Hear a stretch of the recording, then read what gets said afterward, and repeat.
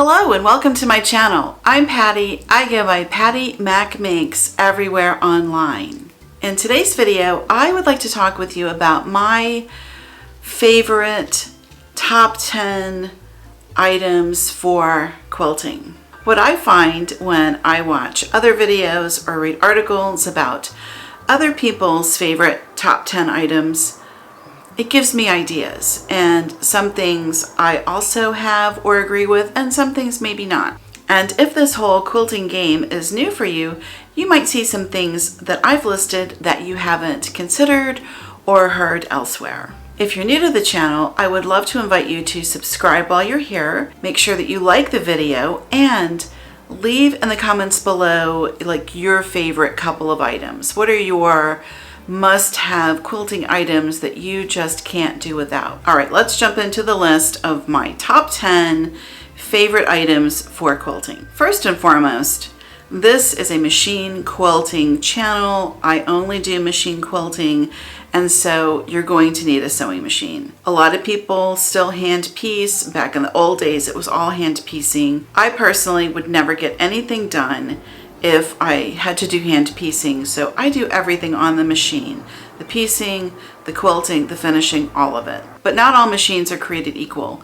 You're going to need a machine that has a 1/4 inch foot, or you can get a 1/4 inch foot, whatever it takes to get that accurate 1/4 inch seam. I also find having what they call an extension table is very helpful. I have 2 machines that I use in my quilting, and both of them, you can kind of see one over here, and then my main machine is here. Both of them are outfitted with extension tables, and I love them. Some machines are definitely better for quilting than other machines. Certainly you can get that 1/4 inch presser foot that will help you get the proper seam allowance. It also helps to have something with as much throat space as possible, and you'll probably want something that's just a little more heavy duty than like a fashion mate or something like that, though you could get started on a machine like that to see if you like it. My personal favorites for quilting are my Singer Patchwork. I've done a couple of videos on that particular sewing machine. I love it. I use it almost every day and swear by it. I think it's a great machine. I recently added a Singer Heavy Duty with like the extension table, so it's kind of a quilting upgrade. That machine is also fantastic. I haven't really talked to you about it, so I do need to get a video out about that machine also. But suffice it to say, the best sewing machine for the job is the one that you have. So whatever you need to do to get your 1/4 inch seam allowance, that's what you need to do. You really only need a straight stitch to quilt, and so as long as your machine has a straight stitch, you're pretty much good to go. Number 2 on the list is having proper cutting tools. I once heard a joke where somebody said quilting is where you go out and you buy all this really beautiful, expensive quilting fabric, you take it home, and then you cut it all up into all these little pieces and sew it back together. Which sounds absolutely insane to people who aren't hooked on quilting like we are, but it is what it is. And when you're cutting your fabric, you've got to make sure that you're accurate. Quilting is an exercise in precision and accurate cutting, piecing, seam allowances. All of that is critically important to having success. So you've got to have the right cutting tools for the job. You will need, at a basic, a cutting mat and a rotary cutter. When I started, I was using the 24 by 36 Fiskars mat that I picked up in Joann. And I got it on sale. I used a coupon and all of that. And I used it for quite a long time, but what I've realized recently is that I don't really need that big mat. And I've sort of transitioned over to using one. It's an 18 by 24, and it fits really nice and neat on my work table, and it has been perfectly fine for cutting down yardage or fat quarters or whatever it is I'm using. But if you think you want to sew clothing or things like that as well, the larger cutting mat is really probably going to be a better investment for you. I still have mine. I'm just not really using it. I've put it away to the side and I'm just using the smaller mat. Recently I added a rotating mat, and that's more of an advanced tool, so I won't get into that too much today, but I will tell you I love the thing, and in terms of trimming down my half square triangles, my flying geese, all of those types of things, having this rotating mat has been fabulous. Rotary cutters come in all kinds of different sizes, and your most commonly used sizes are the 45 or the 60 millimeter. And we figure out what the size is looking at the size of the blade. And the larger the number, the larger the blade, the larger the tool. You would pick the larger tool if you're cutting through a lot of layers. So the more layers, the larger the tool you'll want to use. But for the most part, myself and most of the people that I either watch or know in real life, we all use a 45 millimeter tool. My 45 millimeter rotary blade will cut through just pretty much anything that I'm doing.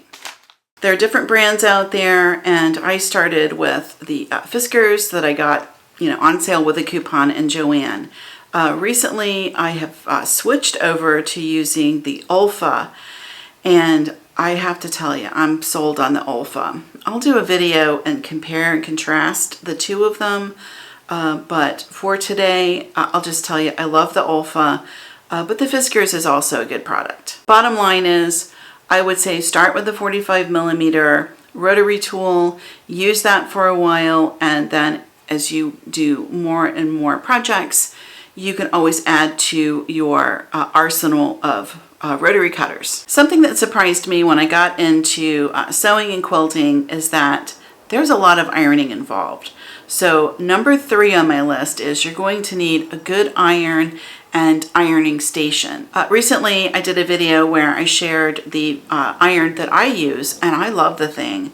I'll link to that video for you in the description box below. I definitely recommend having an iron with a really long cord, because that is going to give you the easiest ease of use. And I'll also tell you that irons can have a wide range of pricing. So they can be as inexpensive as $20 or $30 all the way up to well over $200. So mine is a Singer, and I love it. It's budget friendly. I've been using it for a solid year. I would say like medium level of use, certainly more than a casual sewist, not as much as somebody with a quilt shop.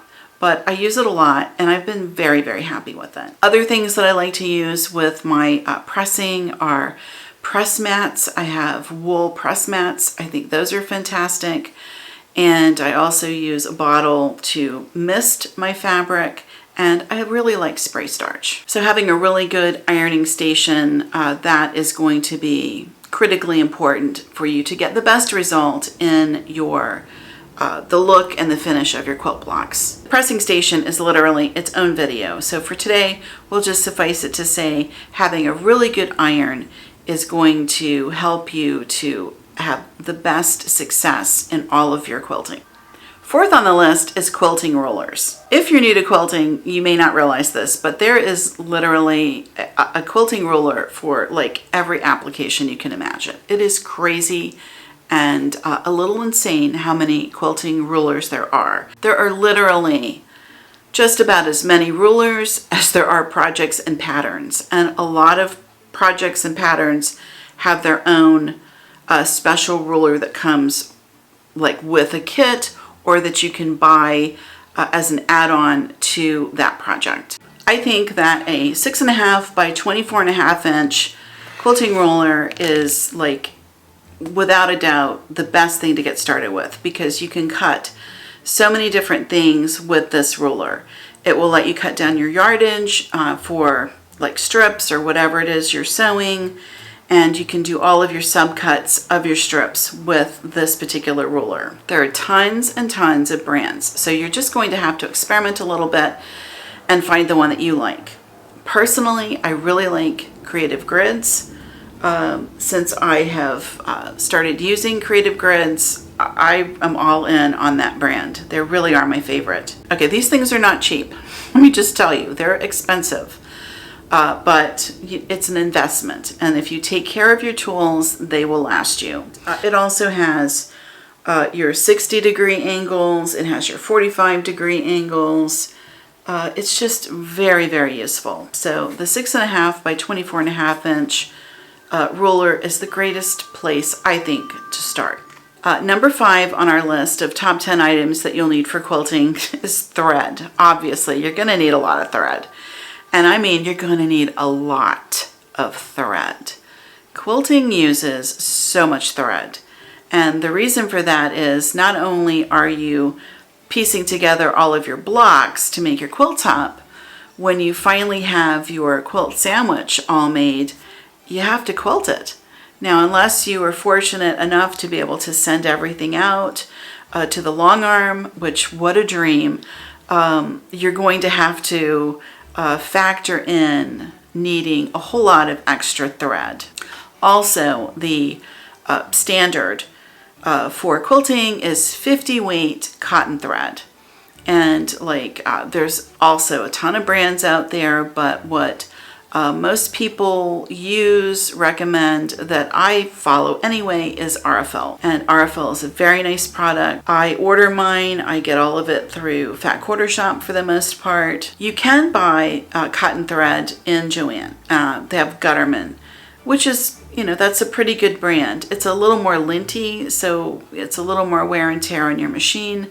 But the biggest issue is that the size of the spool is so much smaller than if you buy your thread in a quilt store or from an online quilt shop. And if you're really into it, buying your thread by the cone is the way to go. And I've heard from a number of people that's the best way, is to have the cone with like an apparatus to feed that to your machine that's off of your machine. And that is supposed to be fantastic for tension issues. Anyway, I tend to buy the RFL. I buy most of mine in sort of a neutral color. I don't do white because I feel like it's too stark. So I get like a cream shade. It's called ermine or ermine. I'm not sure how to pronounce it. I love that, and I use it for just about everything. And it comes in, I think it's like 1,400 yards or something on a spool, so it lasts me a good while, but you're still going to go through it a lot faster than you think. So in Joann, I think the biggest spool you can get is maybe 200 or 300 yards, so you're talking 200 yards versus 1,400 yards. It's also a lot cheaper to go ahead and just buy the better quality thread with more yardage than buying your thread in Joann, which is very expensive. It's fine if you're starting out, if you just want to experiment and try making a few things and see if it's going to resonate with you. If it's something you really want to do, then of course, get what you can get that's easy to obtain. But as you move along with your quilting, I would buy the larger size spools. Number 6 on our list of tools for quilting is pins and clips. I tend to use a combination of pins and clips in my quilt piecing. It just kind of depends on where I am in that piecing of the block. I love the Wonder Clips, and I use those also in like bag projects, pillow projects, any kind of small sewing projects. I love the Wonder Clips for all kinds of things. So it's not just for quilting, but they're pretty fantastic for quilting. The pins that you'll use in quilting are a little bit different than the standard pins that you use in sewing or dressmaking. The quilting pins are a little bit longer, and they're a little bit thinner, and the head is flat, so it'll kind of glide over that extension table a little bit easier. You still don't want to sew over them. You're still going to want to pull them out. And having that flat pin, when you get really fast at sewing, you can just easily pull them right out. I'm not that fast. I still have to stop, remove the pin, readjust the whole thing. Item number 7 that you have got to have when you're quilting, you've got to have good lighting. And I did a video recently on lighting and what I use. And I use a combination of items, and you can see over my shoulder here is one of them. And this is an off-label use, but that is a grow light. And I position the grow light over both my sewing machine and over my work table to provide a lot of extra light so that I can really see what I'm doing. The room that I'm in has pretty good light. Like right now, I have the door open, I have windows back here, so I have cross lighting, and I have skylights. But you know, it's really overcast here. It's been overcast more than it's been sunny for like the past month. So it's a little bit dark. And if I don't have the extra lights, I have trouble seeing. And that's in the daytime. Now the days are short. As I'm filming this, we're going into November. We just had the time change, so it's dark by 5:30.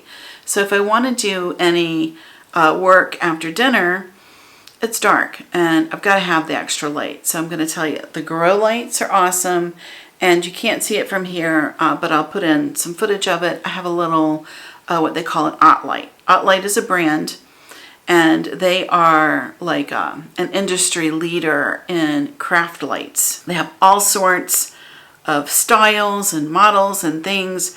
I went with this little small one. The footprint of it is good on my table, which is a smaller workspace, and I can angle that gooseneck right to where I need it to see the best. So the combination of the OttLight with the grow lights has been amazing.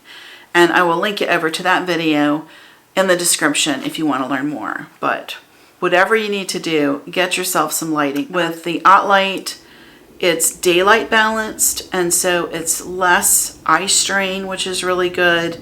And it's just a clearer, it's more clearly illuminated, so you can really see what you're doing. If you're just using a table lamp that you're moving over closer to your sewing or your cutting area, it's not the best thing. Your eyes are going to get tired. You're not going to be able to see what you're doing as well as you need to be, and mistakes will be made. You can trust me on this when I tell you, because been there, done that. And the bonus with the grow lights are you can use them on your house plants when you're not sewing, which I'm doing over here. I have the one that I've been using on my work table right now. It's lighting my Monstera and my Pothos Ivy, and they're loving it. Number 8 on our list of items that you're going to need for quilting is fabric. What's quilting without colorful fabrics? Quilting cotton is its own like category of fabrics, and it's two things. It's cotton. So it's going to really take the colors well. It's going to be bright. If you want bright, you can also go with muted. I like bright. So it's going to really have beautiful color rendition. And it's also what we call a stable fabric. And a stable fabric means that it's not too stretchy. All fabric has some stretch. Once you get off of the green line, it's going to stretch. And if you're at the 45 degree, which is your bias, it's very stretchy. But it's not as stretchy as like a knit fabric or a jersey or something like that. And typically your apparel fabrics are a little less stable, because for apparel, we want something that's more drapey, obviously. For quilting, we want something that's stable, that's not going to stretch all over the place, because we want that stability when we're cutting and piecing our shapes. So make sure that you're using the correct fabrics when you're quilting and sewing. It will make your life a lot easier. I know it's tempting to go to like the thrift store and buy a bunch of old shirts to cut up, and you can do that. But just know that you're not going to get the absolute best result possible, because those fabrics are not as stable, as non-stretchy as quilting cottons. If you're shopping with a quilt store, whether that's in person or online, pretty much all those fabrics will be designed as quilting cottons. So you can just kind of go in there and just, you know, pick with freedom. But if you're going to go to a Joann store, any other like just regular fabric store that will cater to both sewists and quilters, you're going to have to be a little more careful in what you pick. I'll also tell you, if you're buying in Joann, buy it on sale. Anytime you can get something on sale, go ahead and do that. When you're starting out, it's a time to just experiment and have some fun and just kind of see what patterns and designs and things that you really like. Once you've been doing this for a while, you'll find that you gravitate towards very particular lines or designers or whatever. In Joann, it's just kind of a whole bunch of fabric. And it's your job to figure out what goes together. When you buy from a quilt store, typically they're going to carry a line or a collection from particular designers. Now, I love anything that comes from Ruby Star. And Ruby Star is a design house of 5 different designers, and they put out different collections throughout the year. And it has a very specific type of look and color signature, and I love it, but it's not for everybody. Number 9 on the list. This is going to be something that is not a popular item, but for quilting and sewing, you're going to have a seam ripper. And I'm so sorry to tell you this, but you're going to have things that you're going to have to rip out. It's just like in knitting. In knitting, we call it frogging, where we rip out just row after row of knitting where we messed up something. Sewing, quilting, it's the same thing. You're going to have things that you put together that aren't quite right. You might miss your seam allowance. It could be anything. You're going to have to tear things out. So having a good quality seam ripper is important. Your sewing machine is going to come with one in its little tool drawer, but there are other ones available that are a little more ergonomic. They're easier to use. And these ergonomic tools do make a difference in how your hands feel over time when you're using these things. So the seam ripper, it is an essential tool. Okay, last item, number 10 on our list of what you're going to need to get into quilting. You're going to need a lot of patience. Let me just tell you, you're going to need a lot of patience. You're going to cut things wrong. You're going to wind up having things that you've cut out that you're not going to be able to use. You're going to try piecing stuff together. It's not going to line up like it's supposed to. There's going to be a lot of things that go wrong, and you're going to need to be able to take a deep breath, step away from the machine, and get out your seam ripper and start over. Quilting is incredibly exacting, and it requires a lot of attention to detail. And you might find that you just want to get through something. You know, it's the end of the day, it's late at night, and you just need this one little thing. And so even though you're tired and maybe your lighting isn't good because you haven't gotten that grow light, you just push through. And in the morning, you realize you made a mistake. So just accept that sometimes it's good to know when to say when and step away from the cutting table, step away from the sewing machine, take a deep breath, and just pick it up in your next session. You want to be able to enjoy what you're doing, and if you're making a lot of mistakes and you're just constantly ripping or constantly recutting or having to go back and repurchase fabric because you cut or pieced something wrong, that can lead to a lot of frustration, and you're not going to enjoy this. We do this for enjoyment. Sometimes I think people forget that hobbies are an outlet. They're supposed to be fun. If it's not fun, why are you doing it? I'll also tell you, start with something easier. I see people that just want to jump in and do the most complicated. They get so frustrated, they can't even finish their first block, and they just want to throw everything out the window. Why are you doing that to yourself? Don't do that to yourself. Start with something easy. Strip piece a couple of strips, cut them, and make 4 patches. It's enjoyable and it's so rewarding because all of your 4 patches will line up and be beautiful and perfect. So start with something easier. Start with getting accurate blocks. Personally, I like my quilting a little more on the basic side, a little simpler, and so that's what I do. But you have to find what works for you. And by experimenting with all of these building blocks and making all kinds of different projects, you'll find what works for you. Okay, we made it. That's my top 10 list of tools that I recommend for all quilters. Whether you're new, intermediate, advanced, whatever. Of course, if you're advanced, you probably have most of these things already. But as a new person, you may not have all of these things. And even as an intermediate person, there may be some things that were mentioned that you hadn't thought of or considered that now maybe you want to put on your wish list. So I want to hear from you. I want to hear what item was your favorite item. Was there something that I listed out for you that is also one of your must-have items? Is there something that you can do without? It's all great information for all of us to share with one another, because there is no right or wrong answer. It's only what works for you. Thank you for watching. I appreciate you being here. I appreciate if you made all the way to the end of the video. That really means a lot. And that's all I have for you this time. Hopefully you'll find plenty of resources linked in the description below. And if you have any questions, drop them in the comments. I will do my best to answer them. And until the next video, I'll see you around the YouTubes. And happy quilting, friends!